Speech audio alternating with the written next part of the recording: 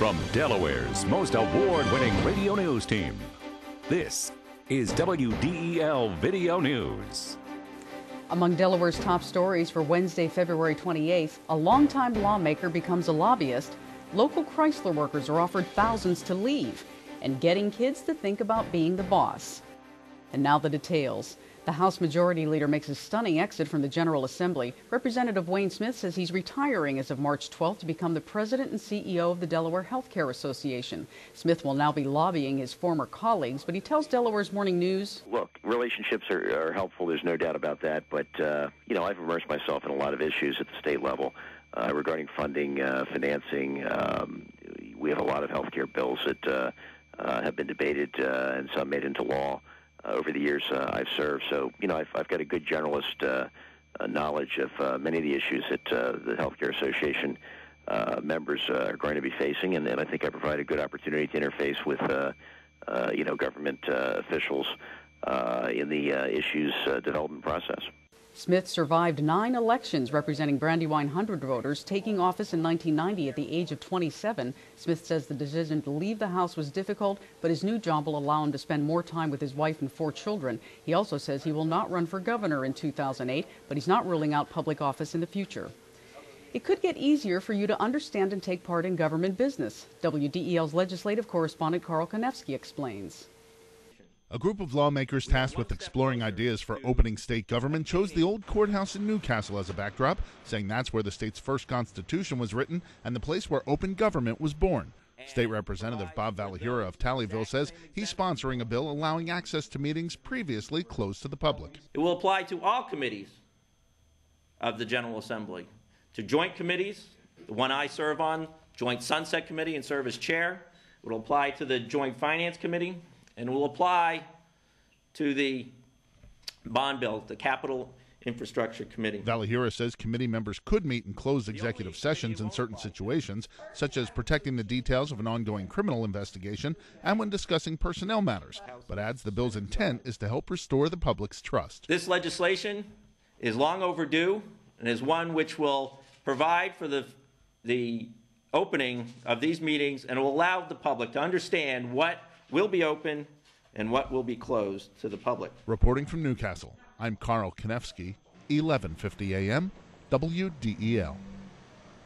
Chrysler workers in Newark could get up to $100,000 to leave their jobs. The company is offering the early retirement and buyout offers as a way to cut 11,000 jobs as part of its recovery plan. The Newark assembly plant is set to close in 2009, affecting 2,100 workers. Still ahead, from marbles to mergers, getting kids interested in business. WDEL News continues in a moment. You could spend your money at the gas pump, or you could spend it on those sexy pumps at your favorite store. Let Dart do the driving. I do all my shopping with Dart.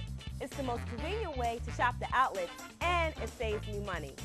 Now save even more. Get up to 40% off with a discounted Dart card. Online at dartfirststate.com or at your local Acme market. At this rate, with the money I save riding Dart, I'll have a new pair of shoes every week. Travel smart. Choose Dart. Lots of jitters expected on Wall Street today after yesterday's 400-point free fall. It was the 7th largest drop in the history of the market. Steve Duncan of H&R Block Financial Advisors in Wilmington says you should expect more days like this in the future. It looks like some of the analysts are saying, this is definitely a correction that some expected, maybe not to this extreme in one day. You're probably going to see, at least in the short term, maybe some of this continue. Again, probably not to the extreme that it is. You can hear Steve's business reports on 1150 AM, WDEL, and WDEL.com. The County Clerk of the Peace gets a little more leeway under a new ordinance introduced in County Council. WDEL's Ken Grant reports. County Councilman George Smiley says Clerk of the Peace Ken Bolden is the only county row officer who must seek County Council's consent for policy changes such as fee structures or new initiatives. He comes up with something new and innovative that he wants to get off the shelf quick and try, such as the change of name packs that he came up with. Well, he's got to go through the process of getting a resolution or ordinance drafted. It's got to come. We got to introduce it. We got to wait to it. The whole 9 yards. But his is the only. The other 2 row offices are free and clear to do what they like already. Okay. So this just basically makes his office uniform with the others. Under an ordinance introduced by Smiley, the clerk of the peace would be free to modify fee schedules and initiate policy changes within his office without having to wait for council's approval. If council approves this measure, the ordinance would immediately go into effect. Ken Grant, 1150 AM, WDEL. Can you see your child go from running a lemonade stand to running a big company? Well, that's the aim of Delaware's first Entrepreneurship Week. Entrepreneurship Week Delaware kicked off at the Marion T. Academy in Wilmington. The goal is to get kids excited about business. 7th grader Arroya Ponzo participates in the entrepreneurship program at the school. I can start my own business by being a child psychiatrist and have my own building and all that, have my own job and be my own boss. There's so many things that we wouldn't have without the risk takers. The kids think it's important. Entrepreneurship is important because a lot of them want to start their own business. Because Delaware ranks last among the 50 states in terms of new business generation, it's really important that we have a National Entrepreneurship Week and that we're here today at Marion T. Academy really encouraging kids to learn about what it means to be an entrepreneur. As part of the celebration, J.P. Morgan Chase donated $30,000 to the Delaware Financial Literacy Institute for a summer youth entrepreneurship camp. Melanie Armstrong, 1150 AM, WDEL. The Flyers make a trade. WDEL Sports and AccuWeather are coming up.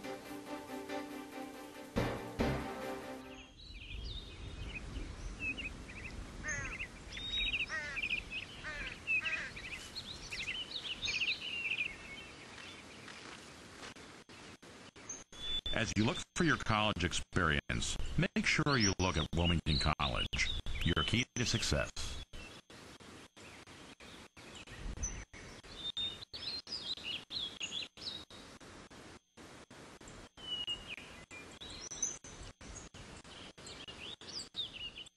In WDEL Sports, the defending state champ will not repeat as champ this year. WDEL's Sean Green reports on the Delaware Boys State High School basketball tournament.